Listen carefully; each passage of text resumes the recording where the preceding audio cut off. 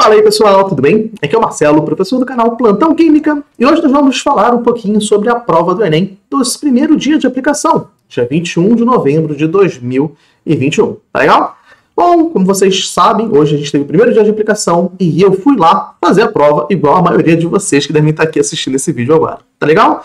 Bom, eu queria falar um pouco sobre a prova em si, mas é claro que eu vou fazer aquela contextualização para quem ainda não sabe tanto sobre o Enem, tá pegando esse vídeo agora de paraquedas, tá legal? Gente, o Enem é a prova que ela é a seleção principal para os principais vestibulares do país, para as principais universidades do país. Então, se você quer fazer uma faculdade, hoje você provavelmente vai pensar em fazer o Enem, tá legal?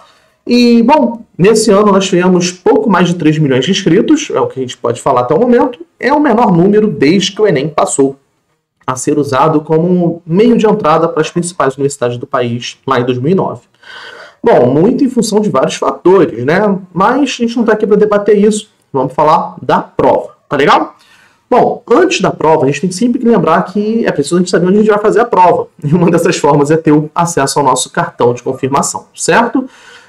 O INEP liberou o acesso ao cartão de confirmação há pouco mais de 2 semanas, só que eu quero chamar a atenção para um detalhe importante. Muitos alunos que deixaram para pegar o seu cartão de confirmação em cima da hora enfrentaram instabilidade no site do INEP.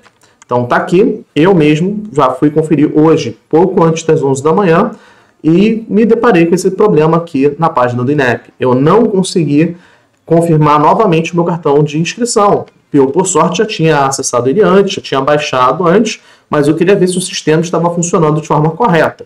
E como pudemos ver, o sistema não comportou esse número todo de candidatos consultando novamente o seu caderno de confirmação, o seu cartão de confirmação de inscrição. Então, fica aqui a primeira dica, né? Para sempre que você for fazer um Enem, um concurso, essas coisas, acesse esses documentos todos com muita antecedência. O máximo possível, porque tem tanta gente que deixa para cima da hora que isso pode ser um problema para você. Tá legal? Então, agora vamos falar um pouco mais da prova propriamente dita, tá legal? Estou abrindo aqui a prova, já baixei ela. Não baixei não, né? Na verdade eu tirei as fotos e está aqui um arquivozinho que eu tive da nossa prova. Eu fui para a prova, fiz a prova azul, já deve estar aí na sua telinha, tá certo? Foi uma prova bem tranquila no seu geral. E, bom, eu sou professor de Química, então não vou falar tanto sobre os conteúdos, mas eu vou falar um pouco sobre a redação e um pouco sobre a prova de humanas, tá legal? Prova de línguas. Eu achei uma prova muito chata, muito cansativa, com textos muito grandes. E isso é um padrão que a gente sempre vem observando. Eu acho que esse é o ponto mais negativo que a gente tem na prova do Enem. Lembrando que, via de regra, a prova de língua portuguesa é uma das que mais faz o aluno perder pontos no TRI. O que eu quero dizer com isso? Você mesmo com uma pontuação muito alta, não chega num TRI tão alto, assim. Você vai pontuar às vezes 30, 35 pontos e vai ficar na média dos 600 pontos lá na hora que sai o resultado para o SISU. Isso é muito ruim. Então, eu acho que esse é o principal motivo pelo qual a prova de português tem que, primeiro, melhorar a questão do tempo que ela leva para ser feita. Eu consegui fazer toda a prova em todo o tempo, terminei com um pouco mais de 45 minutos de folga. Acredito que muitos alunos puderam ter dificuldade em função do tempo. Tá legal? Realmente uma prova muito longa para ser feita, a prova de língua portuguesa. Textos interessantes, alguns textos divertidos. A parte não verbal da prova estava muito divertida como um todo, né? Tiveram coisas legais, mas acho que isso aí pesou muito. Agora, seguindo adiante, o que a gente pode falar, né? Vamos terminar aqui a prova de língua portuguesa, né, de línguas, e vamos falar um pouquinho sobre a redação. A redação, esse ano, ela trouxe um texto muito interessante, né, falando sobre a invisibilidade, né, das pessoas que não têm documentação. Então, invisibilidade e registro civil, garantia de acesso à cidadania no Brasil. Esse, com certeza, foi um tema muito interessante, um tema sem grandes polêmicas, um tema a respeito de como o Brasil pode melhorar para todos os cidadãos, né, para todas as pessoas aqui presentes. Bom, eu posso falar que eu contextualizei esse tema na minha redação, falando um pouco sobre René Descartes, né, o cara do plano cartesiano, porque ele tem uma citação muito interessante. Ele falava assim: penso, logo existo. E é claro que todo mundo existe. Você não precisa, por exemplo, estudar para ser alguém na vida. Se você é capaz de raciocinar, né, do ponto de vista de Descartes, você já existe. Só que não é bem assim. E eu contrapus esse pensamento de Descartes com um filme, né, já bem antigo, talvez você não tenha visto, que é O Homem Bicentenário. Né, a gente tem a atuação do Robin Williams. É um filme muito legal que mostra um robô que ele é praticamente uma pessoa com um intelecto sensacional e ele passa o filme todo querendo se tornar uma pessoa. É quase que uma crônica do Pinóquio, né? Mais para os dias de hoje. E é uma história muito legal, muito emocionante. A gente passa o filme todo torcendo para ele ser reconhecido como pessoa e no final ele é. E, bom, enquanto ele não é uma pessoa, ele não tem seus direitos respeitados, ele não pode ter propriedade, ele não vota, ele não existe como pessoa, ele é só uma coisa, ele é só uma máquina, um objeto. Então eu contrapus isso para trazer a importância de ter esses direitos para as pessoas e fiz uma proposta de intervenção que seria muito mais da divulgação da necessidade de se fazer esse registro civil para as pessoas, tá certo? Acredito que a maioria dos candidatos tenham pensado por uma lógica nesse sentido. Se você fez alguma coisa diferente, muito inovadora, ou se você fez isso, acho que seria bem legal se você comentasse aqui para eu ver um pouco mais de como vocês agiram. Eu ficaria muito curioso para ver coisas novas. Mas sobre a redação ainda, eu acho que esse foi um tema onde as pessoas vão rastejar, de certa forma. É um tema muito burocrático, é um tema pouco interessante, é um tema que ele é importante, claro que ele é, mas é uma redação que não permite muitas pessoas a sonharem, a voarem, a proporem coisas realmente inovadoras, a debater coisas que são realmente futurísticas ou coisas que realmente são mega importantes para a sequência da nossa sociedade. E eu acho que o nosso estudante ele tinha que ter um pouquinho mais de incentivo por coisas mais grandiosas, mais legais, né, mais interessante de se debater. Né? O combater essa invisibilidade das pessoas sem registro civil me parece muito mais um problema de resolver as questões burocráticas do Brasil por ele mesmo. E isso não é tanto problema dos jovens estudantes. É um problema mais para ser resolvido por quem já está aí na nossa política e nas ações sociais, nos departamentos públicos, fazerem com que os direitos possam ser entregues a mais pessoas. Tá bom? Então, nesse ponto eu não gostei do tema da redação, mas devo admitir que é um tema não polêmico, é um tema não partidarizado, é um tema não refém de nenhum viés político. Então, eu acho que, no geral, todas as pessoas vão defender que a gente tem, sim, que melhorar nesse sentido. Tá legal? Agora, voltando para a prova, tivemos uma prova de ciências humanas que ela foi muito, muito, muito interessante. Né? Nós tivemos questões trabalhistas sendo trazidas para a prova sobre a flexibilização do trabalho em relação ao uso de aplicativos como o WhatsApp no cotidiano. Isso é uma coisa muito interessante. A gente teve a questão 47 da prova azul, foi a questão que eu achei muito legal e eu não imaginei que uma prova dessa pudesse cair no Enem, no governo atual, que foi uma questão trazendo um texto do Piketty, né, que é um economista que ele é bastante enfático em ir contra a ideia de meritocracia, que deixa bem claro que ela é uma farsa diante do fato de que a acumulação de recursos acaba fazendo com que a meritocracia não exista para quem tem muito recurso. Para quem tem muito capital acumulado, ela não precisa nunca trabalhar, ela pode só deixar esse dinheiro trabalhar para ela e ela pode viver a vida da melhor forma possível, né? Então o Piketty ele é bem contra isso.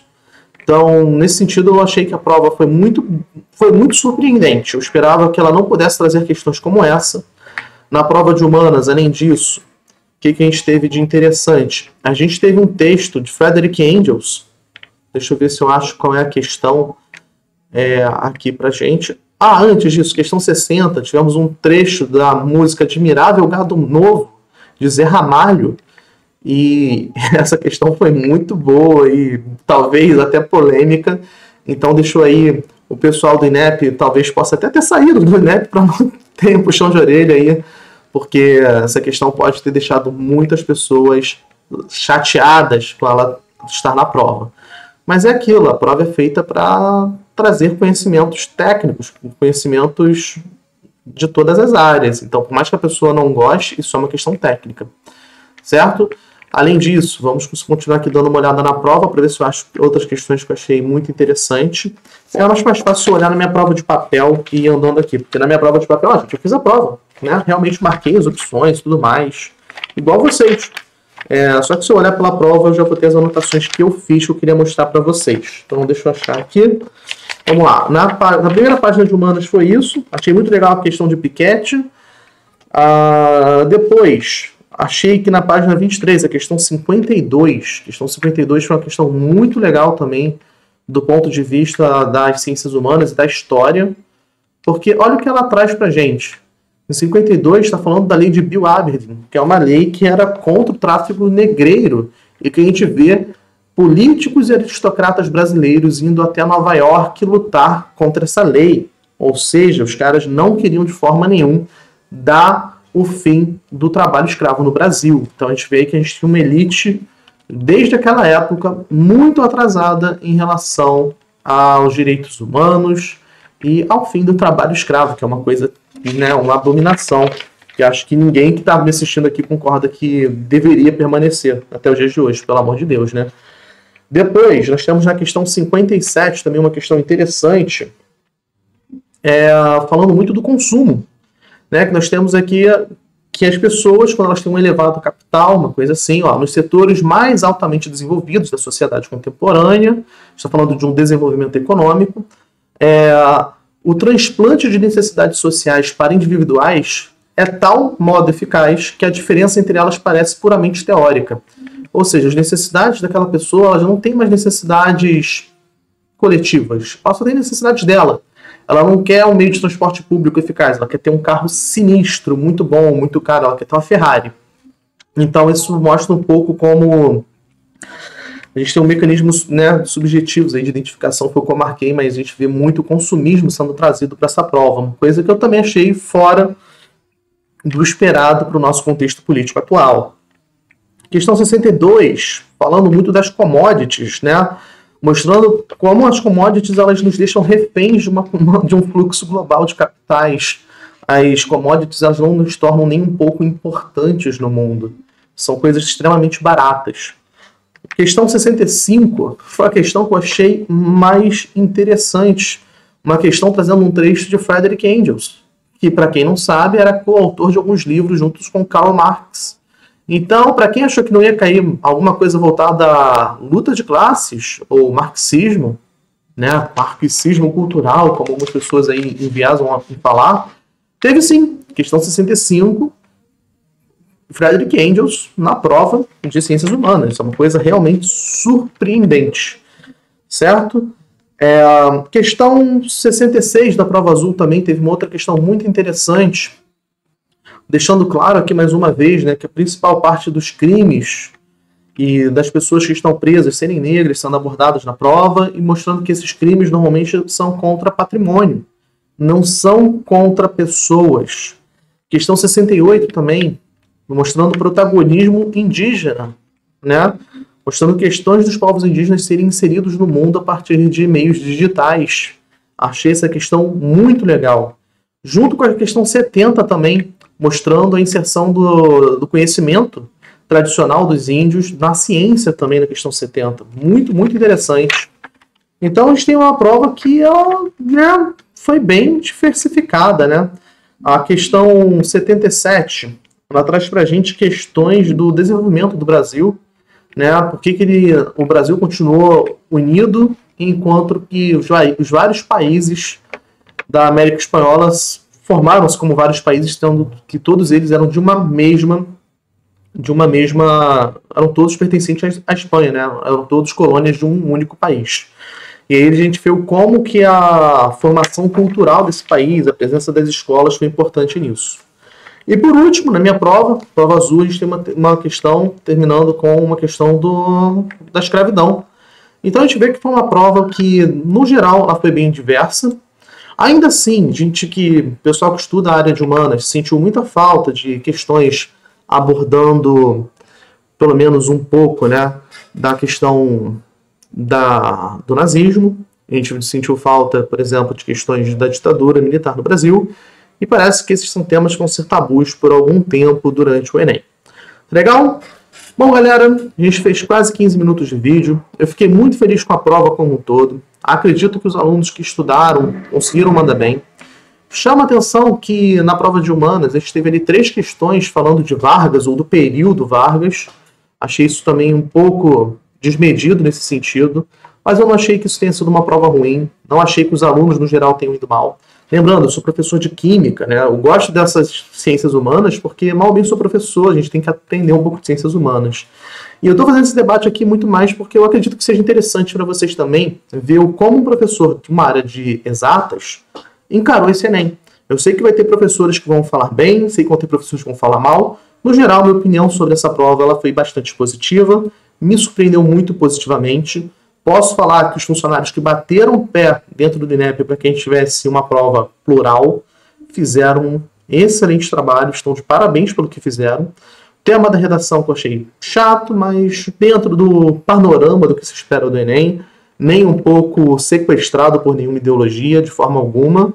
E, no geral, eu estou muito ansioso para o nosso segundo dia de provas. Queria saber como vocês esperam ir, parte de ciências humanas, matemática. E, para quem não sabe, no meu canal tem todo um conteúdo de ciência disponível para vocês. Eu vou mostrar para vocês um pouquinho, para vocês que não o conhecem, virem assistir comigo alguma revisão, alguma aulinha a mais, para você se preparar para a última prova. Tá legal? Então, vamos colocar aí na tela. Estamos aqui no meu YouTube. Vocês estão vendo coisas que eu assisto. Aí você vai pesquisar assim, ó, Plantão Química, tá bom? É o canal aqui que eu tenho. Você vai clicar aqui na nossa área principal e você vai ter acesso a, descendo aqui a nossa página, você tem um curso intensivo para Química da UERJ, que é uma faculdade aqui do Rio de Janeiro, mas que tem um curso completo de Química, tá bom? Nessa playlist são 70 aulas, você pode assistir elas todas pro Enem, eu acho que deve estar um pouquinho tarde para assistir todas, mas se você quiser assistir algumas aulas mais específicas, ver as dúvidas que você tem, tenho certeza que vai te trazer boas fontes de conhecimento, vai ter boas aulas e vai poder te ajudar nessa reta final. Tá legal? Para você que gostou do vídeo, quer mais conteúdo sobre esse, comenta aí, deixa o like, fico muito feliz de estar te ajudando, tá bom? Para vocês que fizeram a prova do Enem, parabéns por terem feito a prova, parabéns por esse momento já cansados, depois de um dia exaustivo, uma prova longa, estarem aqui estudando, vendo conteúdo, tirando dúvidas, entendendo como é que foi a prova. E eu fico muito feliz por saber que tem pessoas como você me assistindo até esse momento. Tá legal? Muito obrigado a todos. Nos vemos em breve. Até logo e bons estudos.